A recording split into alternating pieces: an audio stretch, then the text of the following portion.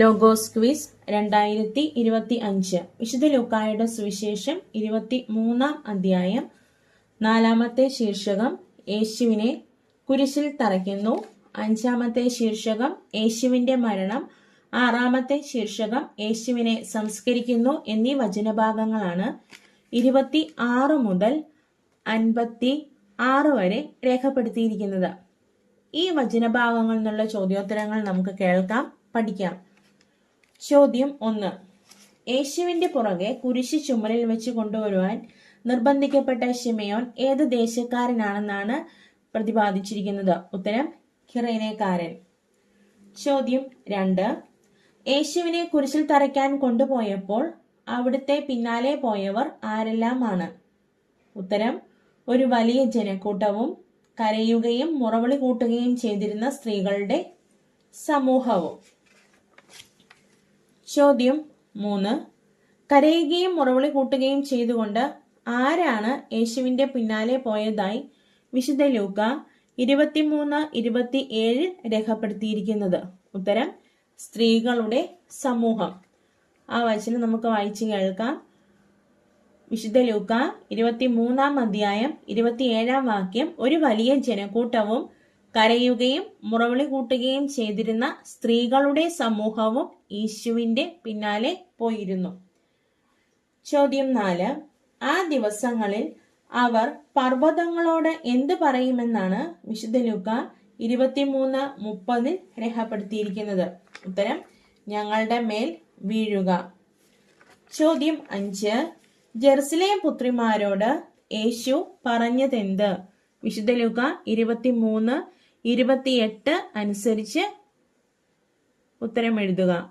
ഉത്തരം ജെറുസലേം പുത്രിമാരെ, എന്നെ പ്രതി നിങ്ങൾ കരയേണ്ട, നിങ്ങളെയും നിങ്ങളുടെ മക്കളെയും പ്രതി കരയുവിൻ. ചോദ്യം 6. ഭാഗ്യമെന്ന് പറയപ്പെടുന്ന ദിവസങ്ങൾ വരും.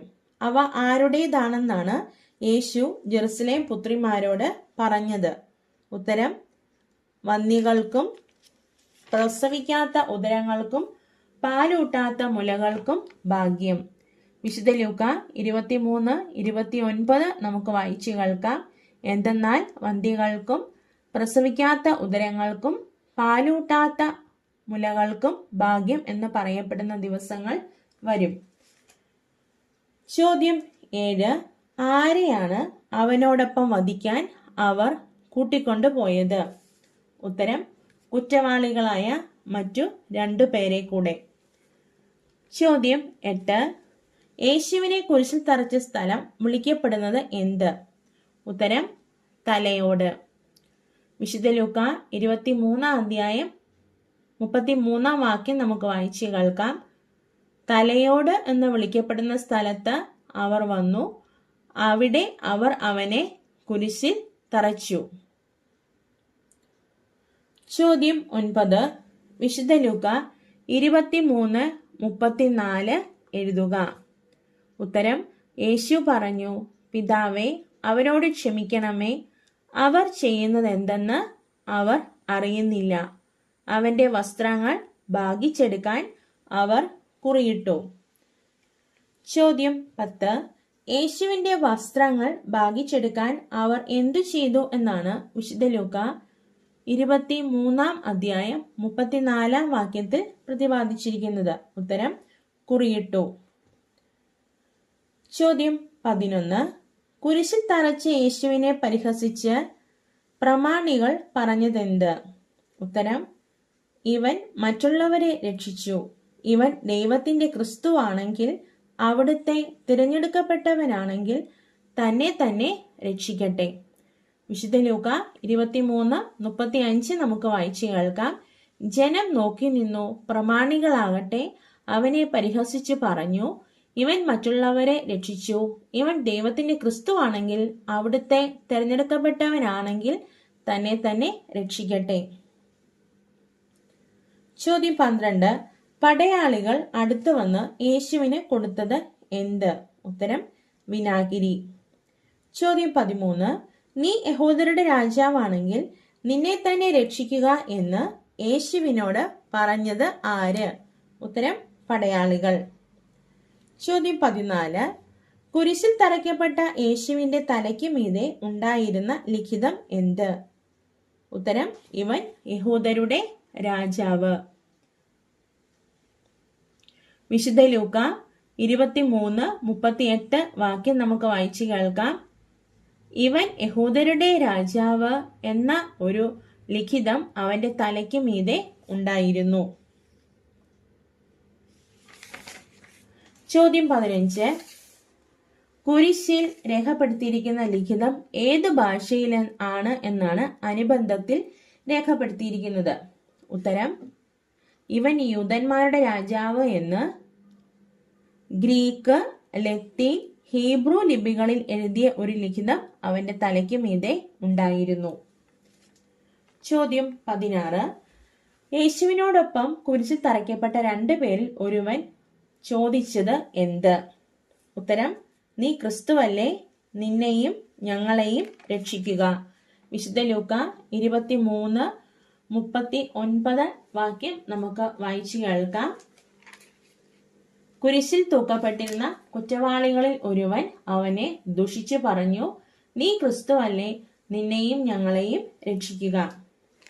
ചോദ്യം 17. യേശുവിനോടൊപ്പം കുരിശിൽ തറയ്ക്കപ്പെട്ടവരിൽ അപരൻ അവനെ ശകാരിച്ചുകൊണ്ട് പറഞ്ഞത് എന്ത്? ഉത്തരം, നീ ദൈവത്തെ ഭയപ്പെടുന്നില്ലേ? നീയും അതേ ശിക്ഷാവിധിയിൽ തന്നെയാണല്ലോ. നമ്മുടെ ശിക്ഷാവിധി ന്യായമാണ്. നമ്മുടെ പ്രവർത്തികൾക്ക് തക്ക പ്രതിഫലം നമുക്ക് ലഭിച്ചിരിക്കുന്നു. ഇവൻ ഒരു തെറ്റും ചെയ്തിട്ടില്ല. ചോദ്യം 18.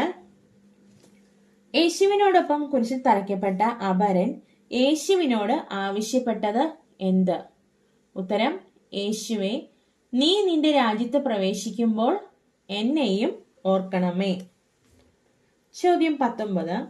യേശു തന്നോടൊപ്പം കുരിശിൽ തറയ്ക്കപ്പെട്ട രണ്ടാമത്തെ കള്ളന് നൽകിയ മറുപടി എന്താണ്? ഉത്തരം, സത്യമായി ഞാൻ നിന്നോട് പറയുന്നു, നീ ഇന്ന് എന്നോടുകൂടെ പറുദീസായിൽ ആയിരിക്കും.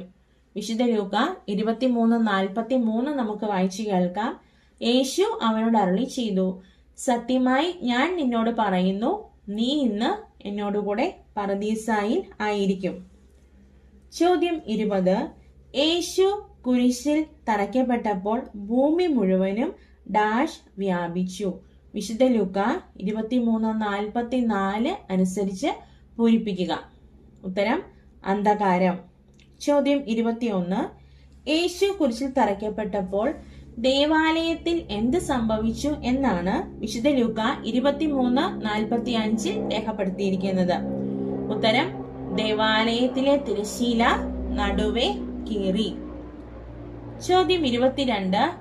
കുരിശിൽ കിടന്നുകൊണ്ടുള്ള യേശുവിന്റെ പ്രാർത്ഥന എഴുതുക.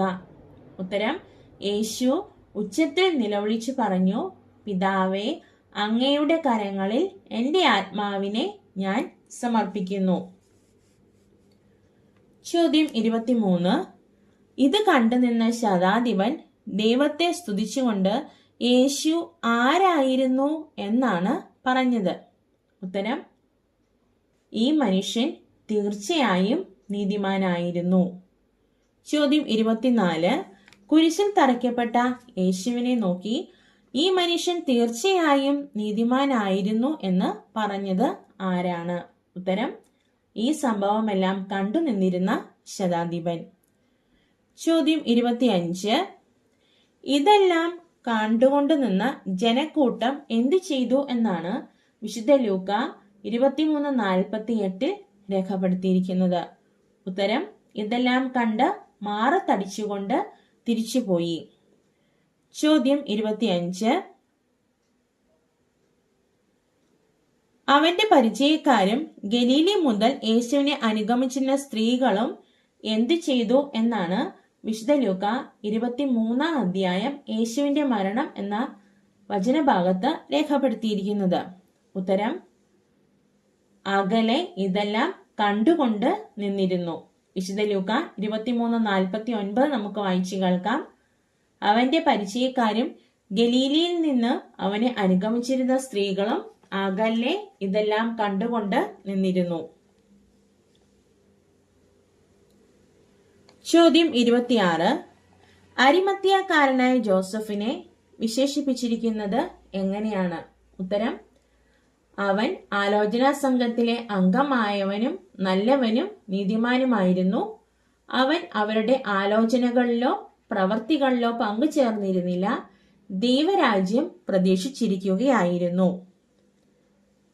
ചോദ്യം 27. വിശുദ്ധ ലൂക്ക 23, 50, 51 വാക്യം അനുസരിച്ച് പൂരിപ്പിക്കുക. ഡാഷ് അരിമത്യായിൽ നിന്നുള്ള ജോസഫ് എന്നൊരുവൻ അവിടെ ഉണ്ടായിരുന്നു. ഉത്തരം: യഹൂദരുടെ ഒരു പട്ടണമായ. വിശുദ്ധ ലൂക്ക 23, 50, 51 നമുക്ക് വായിച്ചു കേൾക്കാം. യഹൂദരുടെ ഒരു പട്ടണമായ അരിമത്യായിൽ നിന്നുള്ള ജോസഫ് എന്നൊരുവൻ അവിടെ ഉണ്ടായിരുന്നു. ചോദ്യം 28. അരിമത്യാക്കാരൻ ജോസഫ് പിലാത്തോസിന്റെ അടുത്തെത്തി എന്താണ് ചോദിച്ചത്? ഉത്തരം: യേശുവിന്റെ ശരീരം. വിശുദ്ധ ലൂക്ക 23, 52 നമുക്ക് വായിച്ചു കേൾക്കാം. അവൻ പിലാത്തോസിന്റെ അടുത്തെത്തി യേശുവിന്റെ ശരീരം ചോദിച്ചു. ചോദ്യം 28. യേശുവിനെ അടക്കം ചെയ്ത കല്ലറ എപ്രകാരമായിരുന്നു എന്നാണ് വിശുദ്ധ ലൂക്ക 23-ാം അധ്യായം യേശുവിനെ സംസ്കരിക്കുന്നു എന്ന വചനഭാഗത്ത് രേഖപ്പെടുത്തിയിരിക്കുന്നത്? ഉത്തരം: പാറയിൽ വെട്ടിയുണ്ടാക്കിയതും ആരെയും അന്ന് വരെ സംസ്കരിച്ചിട്ടില്ലാത്തതുമായ ഒരു കല്ലറ. ചോദ്യം 29. യേശു അടക്കം ചെയ്യപ്പെട്ടത് എന്നാണ് വിശുദ്ധ ലൂക്ക രേഖപ്പെടുത്തിയിരിക്കുന്നത്? ഉത്തരം: അന്ന് ഒരു കത്തിന്റെ ദിവസമായിരുന്നു. സാബത്തിന്റെ ആരംഭവും ആയിരുന്നു. ചോദ്യം 30. അരിമത്യാക്കാരൻ ജോസഫിനൊപ്പം പോയി കല്ലറ കണ്ട് അവന്റെ ശരീരം എങ്ങനെ സംസ്കരിച്ചു എന്ന് കണ്ടത് ആരാണ്? ഉത്തരം: ഗലീലയിൽ നിന്ന് യേശുവിനോടൊപ്പം വന്നിരുന്ന സ്ത്രീകൾ. വിശുദ്ധ ലൂക്ക 23, 55 നമുക്ക് വായിച്ചു കേൾക്കാം. ഗലീലയിൽ നിന്ന് യേശുവിനോടൊപ്പം വന്നിരുന്ന സ്ത്രീകൾ അവനോടൊപ്പം പോയി കല്ലറ കണ്ടു, അവന്റെ ശരീരം എങ്ങനെ സംസ്കരിച്ചു എന്നും കണ്ടു. ചോദ്യം 30. കല്ലറയിൽ അടക്കപ്പെട്ട യേശുവിനെ കണ്ടതിന് ശേഷം തിരിച്ചു ചെന്ന് അവർ എന്ത് ചെയ്തു എന്നാണ് വിശുദ്ധ ലൂക്ക 23, 56 രേഖപ്പെടുത്തിയിരിക്കുന്നത്? ഉത്തരം: അവർ തിരിച്ചു ചെന്ന് സുഗന്ധദ്രവ്യങ്ങളും ലേപന വസ്തുക്കളും തയ്യാറാക്കി. സാബത്തിൽ അവർ നിയമാനുസൃതം വിശ്രമിച്ചു. ചോദ്യം 32. വിശുദ്ധ ലൂക്കായുടെ സുവിശേഷം എത്രാം അധ്യായത്തിലാണ് യേശുവിനെ കുരിശിൽ തറയ്ക്കുന്നു, യേശുവിന്റെ മരണം, യേശുവിനെ സംസ്കരിക്കുന്നു എന്നീ വചനഭാഗങ്ങൾ രേഖപ്പെടുത്തിയിരിക്കുന്നത്? ഉത്തരം: വിശുദ്ധ ലൂക്ക അധ്യായം 23 വാക്യങ്ങൾ 26 മുതൽ 56 വരെ.